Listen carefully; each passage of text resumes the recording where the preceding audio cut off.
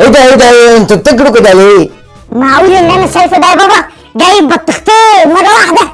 ومش معقوله ليه يا واد؟ ده انا صريف وعجيبك. انت هتقول لي يا بابا ما انا عارف. حبها يا بابا نفتحها وناكلها. ايه؟ هو انت فاطر يا فارس؟ ازاي؟ انا شايف الفجر. ايوه كده افتكرتك فاطر.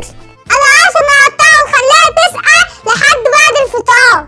عندي فكره احسن يا واد يا فارس. طبعا انتوا عارفين ان انا ما بشتريش بطيخ كل يوم. طبعا يا بابا اكيد. خلاص لما ناكل البطيخ نعمل عليه مسابقه، ما نعديش الحدث التاريخي ده. الله، حلوه قوي فكره المسابقه دي يا بابا. هتعمل المسابقه ازاي؟ بصوا هتقسموا نفسكم فريقين وهحط قدام كل فريق بطيخه، والفريق اللي هيخلص بطيخته الاول هياخد من الفريق التاني حصلته. كل انا الحصاله بتاعتي. هي دي المسابقه. لو عايزين البطيخ كل واحد يجيب حصلته واللي هيكسب هياخد الحصلتين. بس احنا كده عاوزين واحد كمان معانا عشان نبقى فريقين. مراتي حبيبتي طبعا. انا طبعا. اما اللي حبيبته اكيد يقصدنا انا.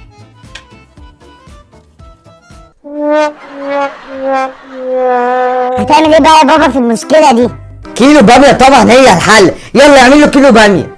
كيلو باميه. يلا كل فريق قدامه بطيخه واللي هيخلص بطيخته الاول هو الكسبان. 3 2 1 جو.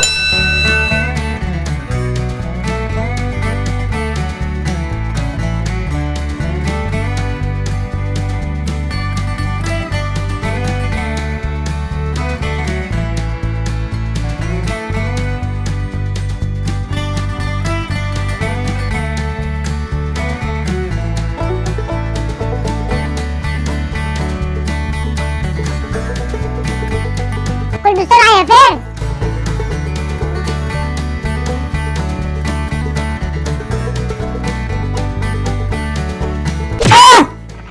الحق يا بابا، عمال ترمي عليا بذر وبتعطلني. وبعدين يا عمر انت كده بتتعطل ووقتك بيضيع.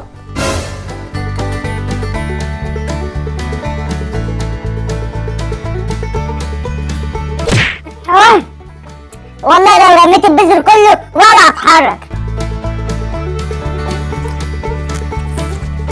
خلاص الحمد لله.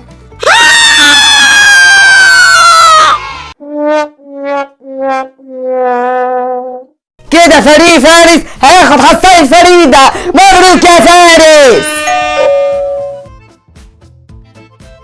لو سمحت يا مدام، انا عاوزه بطيختين اللي جوزك الحاج واخدهم. كنت راكنه بطيختين جنب عربيه السوق ورحت اشتري كيلو طماطم، ببص جنبي ما لقيتش البطيختين وشفت جوزك الحاج طلع يجري بيهم.